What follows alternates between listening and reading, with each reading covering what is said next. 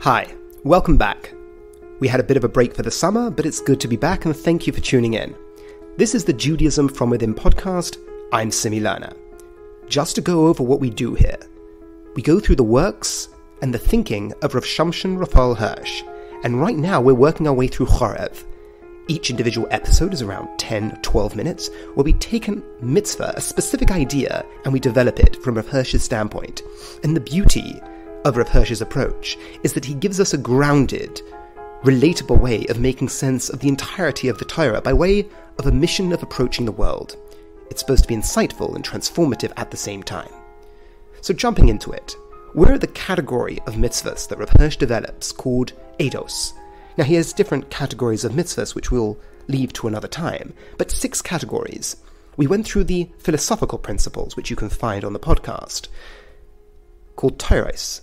Then we moved on to the second category, eidos, which are the symbolic gestures, the movements, the actions that take place in our lives, that exhibit truths, ideas that we are supposed to live with in our lives but are brought to light through certain actions, be it tefillin, be it a mezuzah, be it the festivals. And now we're working on Rav Hirsch's next stage. Last, we just discussed the fasting and what that is supposed to do, based off the historical, as well as the actions you take place within a fast. But now we're discussing something that's slightly disconnected from the time of this recording. But what I want to try and do is show how it's a active ingredient in our lives, even though it only takes place once a year. We're going to discuss Chanukah and Purim. Now, the general messages of Chanukah and Purim are quite well known, but the novelty of Rav Hirsch is how he fits it into the structure of our daily lives along with the rest of the other festivals. So that's what we're going to do. We're going to describe the general framework Rav Hirsch has of how we approach the world and how the ideas embedded in the festivals are supposed to be lived out in our lives. Commitment to these ideas is obviously accentuated at the time of the festival. The truths are supposed to be focused on, but it is something that is supposed to play itself throughout our lives. So, the goal is to describe the map, then to describe how Chanukah and Purim fit themselves in. So the general map is that you have Shabbos, which is a consecration of life, Yom Kippur and Rosh Hashanah, which is a reflection on the life that has been consecrated, the reflection of your daily life. Then Rav Hirsch has the 2 categories, the physical and the spiritual. The creation of the Jewish people from a spiritual standpoint took place on Shavuos.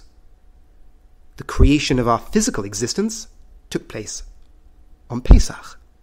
Then he sees the sustainability of the Torah, the living out of the Torah, with Shmini Atzeres, that continuation, that extra relationship we have with God, is Shmini Atzeres.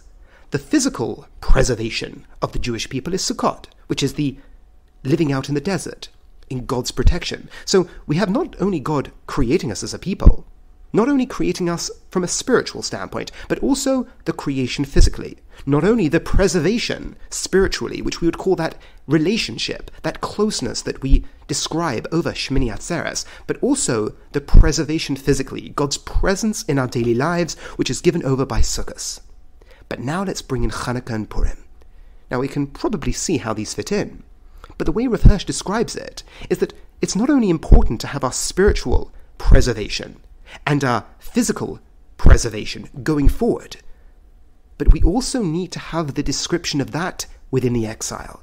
And Chazal used Chanukah and Purim for that very reason. Chanukah, the festival of the spirit.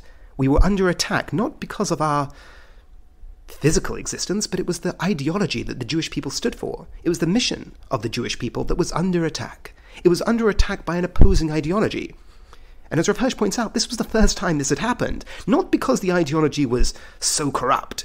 No, the ideology that confronted us was tempting because there was truth embedded in it.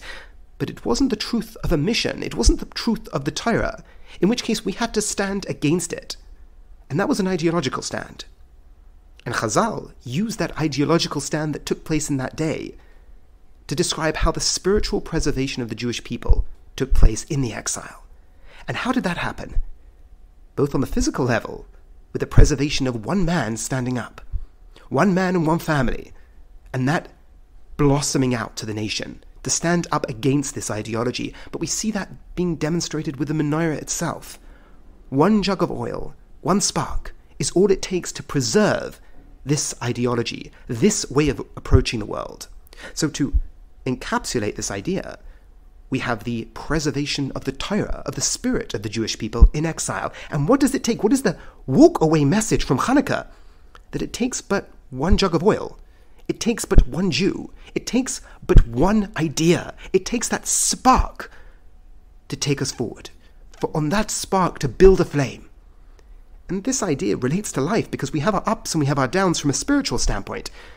But what often brings us back to the path is the recognition or the focus on that one idea we kept to.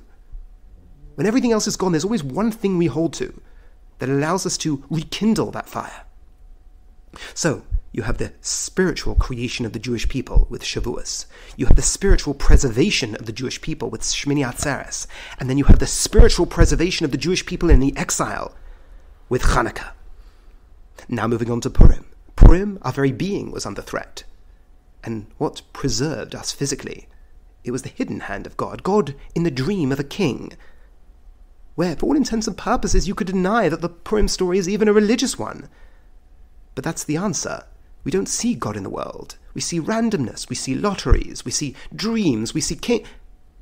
But in essence, the commitment of the Jewish people that even in that time, God is present in our lives. We call that providence. We call that the world isn't random. Even though it might seem random, it seems that fate doesn't care. Nature doesn't have preferences. But the commitment of the Jewish people is that the preservation of our physical existence in exile is down to the presence of God in our lives. But this blossoms out not only to our preservation physically as a nation, but my experience and my preservation in the world as an individual. That I could look at the world as being this random area of tooth and claw, but I could also look at existence as having a purpose. I could look at existence as having a hidden purpose. Not so much that I don't know what to do, but the underlying architect, the underlying author, the underlying preserver is what we call Hashem. And he's present even if I don't see him. And that's the story of the Megillah. It reveals to us that he may not seem so, but Hashem is in our lives. So we have moving on to the other side of the fence, we have the physical creation of the Jewish people with Pesach. We have the physical preservation of the Jewish people with Sukkot. And we have the physical preservation of the Jewish people in the exile, where we have the hiddenness of God, but the commitment that that hiddenness doesn't mean non-existence. So we have the spiritual and we have the physical. The preservation of the spirit in the exile from one spark, and the preservation of the physical in the exile through the hiddenness of God. The commitment to the existence and the nurturing side of HaKadosh Baruch Hu, even in the exile. So we can look at this as the closing of the circle. So, right, we didn't focus too much on the ins and outs of Chanukah and Purim, but often those things are known. But how that lives itself out in your life today, that is often perhaps not spoken about until you come up to the festivals.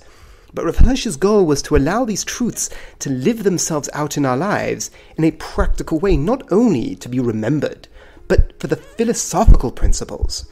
In this case, when it comes to the preservation spiritually, it's what preserves the spirit in my daily life, and what preserves my physical existence, not only from not dying, but also from how I approach the physical world. Is it a random state, or is there purpose behind it?